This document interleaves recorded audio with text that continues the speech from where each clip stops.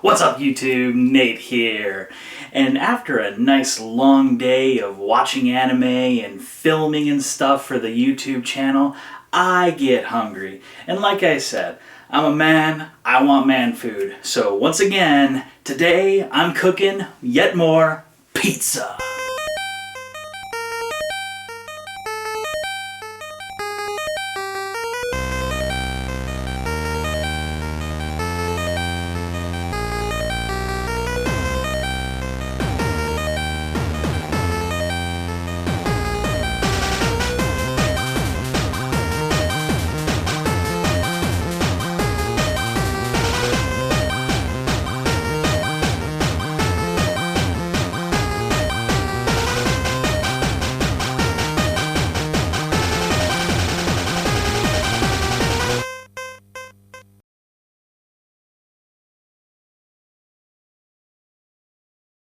Welcome back. So, over the years, I've had my chance to try out a lot of different store-bought pizza methods, because not all the time can I, or am I willing to actually sit down and take the time to make a pizza by scratch. Sometimes you just gotta go out, hop into the freezer, pull out something and cook it in a couple of minutes so you can sit down and just enjoy an easy-made pizza.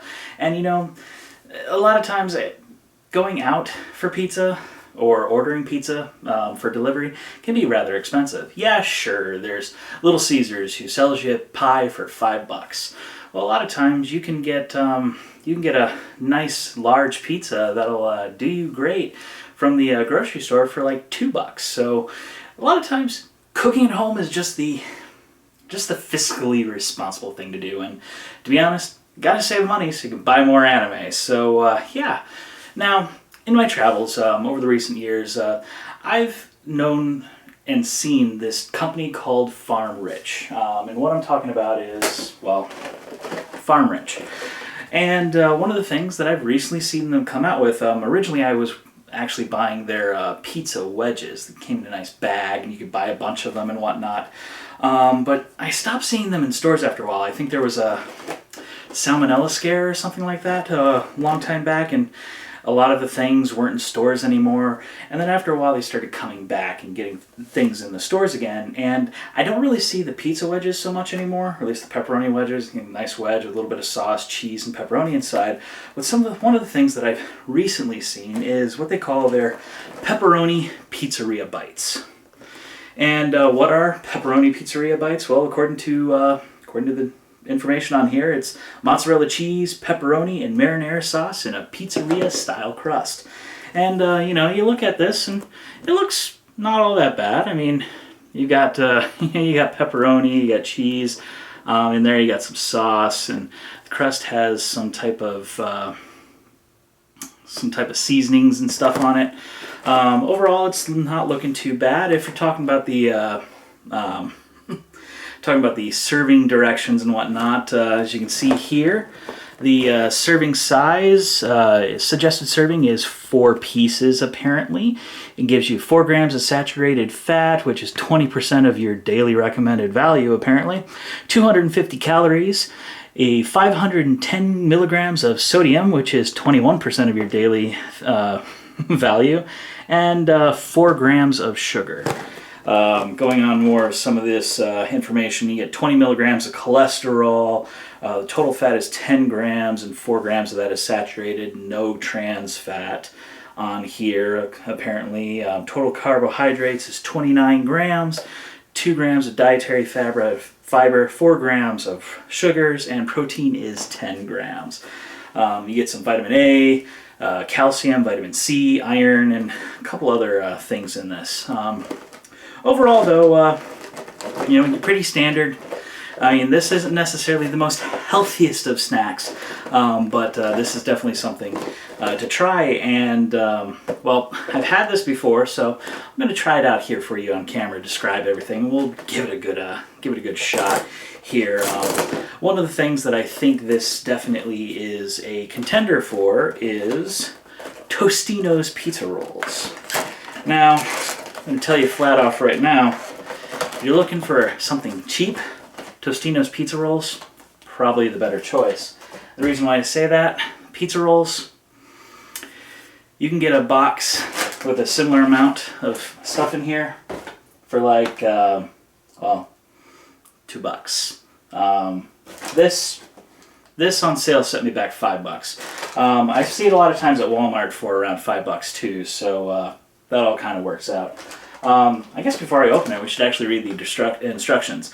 You can do this in a conventional oven, a toaster oven, or a microwave. Now, microwave, okay, that's fine, that's grand, cool, you can do that. I prefer things in the oven. Now, I could do the conventional oven, but I'm not gonna, cook up a whole ton of these things, so why would I bother with the conventional oven? Let's go with the toaster oven. So that's what I got right here. It's my good friend, my toaster oven. And he does a lot of work around here, actually. I do a lot of my cooking inside the toaster oven, especially if it's just for me, because there's no point in heating up that whole entire oven when all I need is something small that can heat up in there, and really good for reheating things. So this thing comes in a plastic bag. You see a bunch of these in here. And well, we need to open it. Just grab my kitchen shears. And it looks like my kitchen shears need some washing. So, in light of that, I'll go a little overboard and just grab a cook's knife. Alright. So we'll cut a nice little hole in here, and I think my cook's knife's good to put back in the drawer. It's not like I really got anything on it, so stick her back in. And I got a nice little tray here with some tin foil to help with the cleanup process, because, let's be honest here, I really don't feel like doing a whole lot of cleanup. So I can just toss the tin foil and it's done.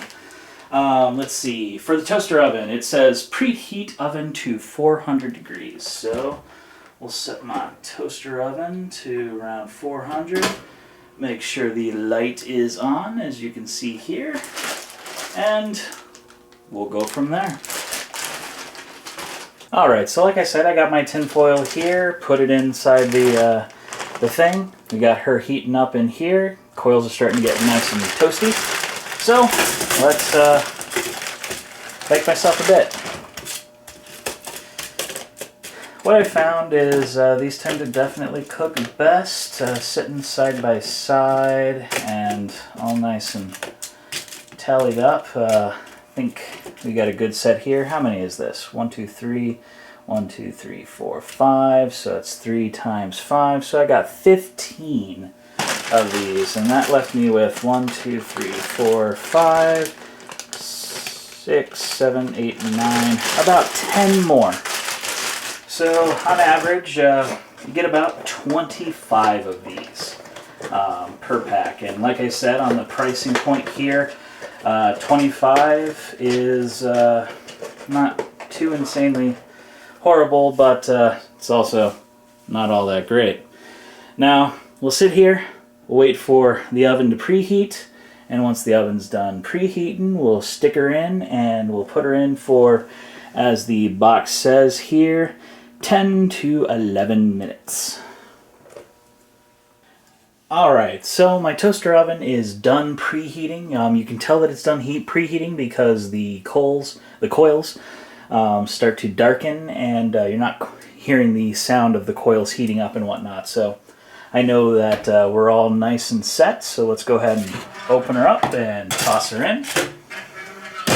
Alright, now she's in there, and we'll set our kitchen timer for 10 minutes. See y'all in 10 minutes.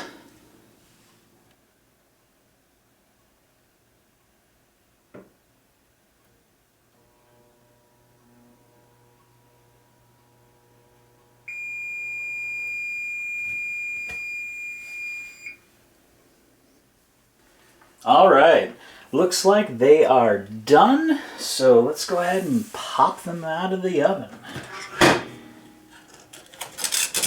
Oof. This is definitely warm. Definitely warm. Go ahead and turn her off, and oh man, those look really, really good. as you can see here, they've got a nice little crust on them, which is kind of cool. Definitely good and crispy. Feel nice and hot. They definitely feel hard, so I assume they are done at this point. So let's get a plate and put them on. All right. Now then, what I love about doing it like this, oop, had a straggler there, so I can just pick them right up by the tinfoil. Tinfoil is, for the most part, cool already, and I can toss her away. All right. All right, so now the food's done. So let's go ahead and pick her on up and take a nice closer look here. As you can see, pretty much we got 15 nice little round pockets of pizza goodness right here. And now you might be saying, so Nate, I mean, if these are so much more expensive than like your standard pizza rolls, you can buy a giant amount of the pizza rolls for the same price as these. What makes these so much better? Well, for one, these definitely are much larger size than your standard pizza roll. Pizza roll is quite a bit smaller and has a lot less room in it once you're done cooking, to be honest. This definitely has a nicer smell to it. It's hard to describe. Definitely has a lot more different bits of flavoring and whatnot on this crust, and it's a nice, good, crispy crust. And the inside should be filled with a lot more filling. It definitely feels like it's more filling. Well, enough talk.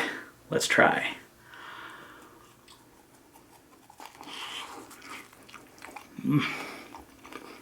Oh man, that is hot. Oh, but that's good.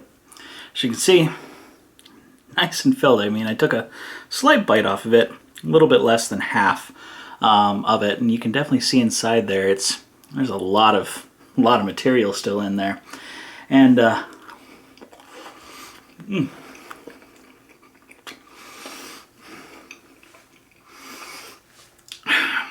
just the overall taste, the overall flavor profile is, I think, quite a bit better than your standard pizza roll.